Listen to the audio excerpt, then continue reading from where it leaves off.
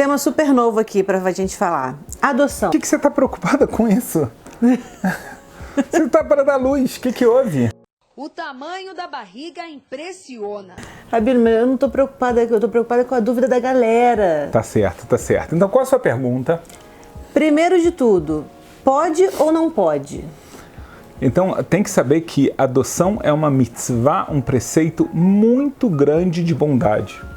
Sabe, Thalia, vou te contar uma coisa, eu tive um vizinho que, inacreditável, eles adotaram aqui em Israel uma criança com síndrome de Down, que foi abandonada pelos pais. A gente não sabe nem que tipos de pais, se eram judeus ou não, mas foi abandonada no hospital recém-nascida e o hospital procurou. E eles educaram e criaram essa criança até hoje, já passam mais de 15, 16 anos que eles pegaram e adotaram.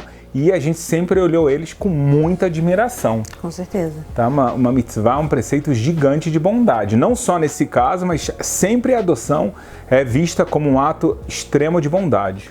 Então, entrando aí até nisso que o senhor falou, tem diferença sobre adotar uma criança judia ou não judia? Você já pergunta se um casal judeu pode adotar uma criança não judia? Isso. Claro que pode. Ele pode, a criança não judia, se ela também foi abandonada, qualquer caso, né? Se os pais, infelizmente, não tiveram condições de criá-la, eles morreram, qualquer coisa assim. Então, essa é uma criança que tem a imagem de Deus e ela merece educação, amor, atenção, tudo que uma criança necessita. Mas um tema que é importante tocar dentro disso é: será que ela é judia porque ela foi adotada por um casal judeu?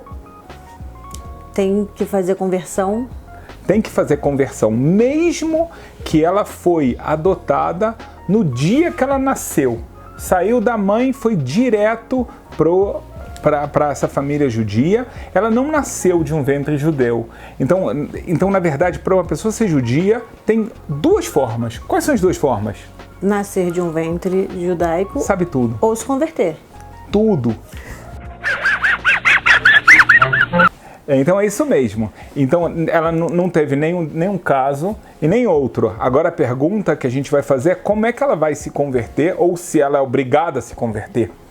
É uma pergunta forte. Sim, eu acredito que tem a diferença se é um bebezinho, como o senhor falou, né, acabou de nascer, ou se já é uma criança maior. Então, se é uma criança maior, que ela já tem, né, vamos falar que é uma criança realmente maior, já tem 12 anos, 15 anos, uma coisa assim, então é óbvio que os pais vão conversar com o seu novo filho, ou a sua nova filha, e eles vão perguntar: olha, nós somos judeus, nós praticamos a Torá, você quer também fazer isso ou não? O filho não é obrigado a se converter, e os pais também não têm obrigação de converter, ou a força, Deus me livre, alguma coisa até que não existe isso. Então, o primeiro caso está respondido. O segundo caso é quando realmente a criança é pequena, tá? Pode ser desde recém-nascido até mais, tá? 6 anos, 7 anos, 8 anos, que normalmente a criança quer seguir o caminho dos seus pais, mesmo que eles são os seus pais adotivos, né? Normalmente ela já entra na família e é o ideal, né? Porque assim eles vivem juntos, tem muito mais harmonia, a educação é muito mais tranquila. Então, nesse caso, já pequena, os pais que cumprem a Torá, eles já levam para um tribunal e a criança, ela passa por um processo de conversão, tá? Ela faz um mikveh, ela faz esse mergulho, faz tudo isso e ela se torna judia. Tem caminho de volta? Se a menina com 12 anos e o rapaz com 13 falar: eu não quero me converter, então ele não se converte e então ele fica da religião que ele quiser. Mas se ele não fala nada, ele fala: eu estou feliz com essa decisão, então aquilo que ele fez quando era pequeno está valendo. A pessoa que está pensando em adotar, ela tem que se preocupar de alguma forma com a idade da criança que ela vai adotar, ou se é menino, se é menina, tem alguma coisa em relação a isso? A verdade é que o casal ele tem que saber que isso é o melhor para a criança. O que é o melhor para a criança é isso que ele tem que pensar. Nessa hora, realmente, eles já são altruístas, eles querem adotar uma criança, mas isso aqui eles têm que pensar, o que eu vou educar melhor? Eu vou educar melhor um rapaz, uma moça? O que me parece que é melhor? E também com relação ao que essa criança, talvez tem 2 crianças lá que precisam de ajuda. Então, ele vai decidir qual que ele pensa que ele vai melhor poder ajudar. E a mesma coisa vale para a idade.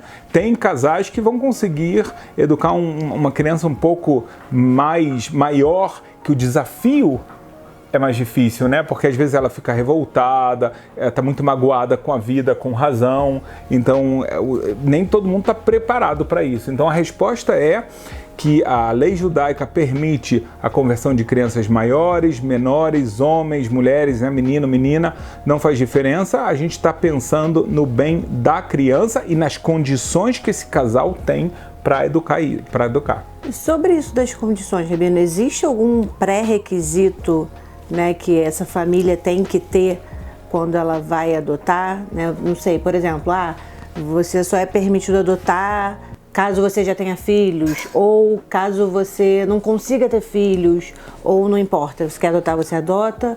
Ou outra coisa também, por exemplo, você só pode adotar se você tem uma casa própria. Na verdade, Thalia vai te contar uma coisa muito interessante. Você sabia que está escrito em fontes místicas que uma segulá, então uma coisa que ajuda casais que não têm filhos naturais é adotar. Que legal. Eu posso falar que eu vi mais de um caso na minha vida. Teve um casal que passou mais de 10 anos sem conseguir ter filho. Na verdade, mais do que isso, resolveram adotar. Falaram, a gente vai tratar como se fosse nosso filho. No ano seguinte, 2 anos depois, o ventre abriu. Uma coisa impressionante. Mas mesmo se um casal já tem filhos e ele quer adotar, ele quer ajudar, ele sente a necessidade de poder ajudar outras pessoas, ele deve e pode fazer isso. Não tem que ter casa própria, mas ele tem que ter aquilo necessário para poder educar uma criança. De novo, não é nenhuma riqueza, nada especial, mas as condições, né, de botar ele numa casa saudável. Sim, claro. Isso que é muito importante. Sabe que teve um caso muito interessante em Israel? É um casal que adotou na sua vida, até eles estão vivos até agora, mais de 100 crianças. Uau, 100 crianças. Então, como é que funcionou? Então, eles consideram todos seus filhos.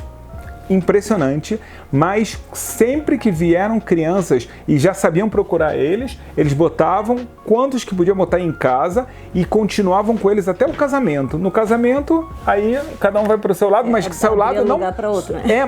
Mas não que eles deixam de considerar seu filho. Só não precisava mais de lugar em casa. Sim. Então eles receberam até um prêmio em Israel depois de mais de 20, 30 anos fazendo isso. Um prêmio de consideração, não de eles falaram que não importava para eles dinheiro. Sempre fizeram isso pelo ato de bondade. Uma coisa impressionante. Impressionante. Eu acho que é importante saber também quem é considerado o pai e a mãe dessa criança. Né? É muito forte isso. O que você acha? Olha, eu acho que aquela história de pai e mãe é quem cuida, né? É legal isso, quer dizer que ele tem um pai biológico, uma mãe biológica, mas é completamente a Torá, fala que uma pessoa que está adotando e está educando essa criança, e está fazendo ela casar, e está dando profissão, ele é considerado seu filho e sua filha. E esse tem que ser o relacionamento de amor de pais para filhos como se fosse biológico. Não tem que ter diferença nenhuma. No caso, se a pessoa tem, né, o filho biológico e o filho adotivo, é tudo filho, ninguém tem um direito a mais que o outro de nenhuma forma. É imprescindível que seja assim, o amor tem que ser o mesmo, os direitos o mesmo, a herança tem que ser a mesma para todo mundo e assim essa criança vai ter sua vida saudável, se Deus quiser, que é isso que ela merece. Muito legal, Rabino. Galera, espero que vocês tenham gostado. Se tiver alguma dúvida, comenta aí pra gente, alguma coisa que a gente esqueceu de falar. Acho que foi bem explicativo. Graças a Deus. Bom tema, Thalia.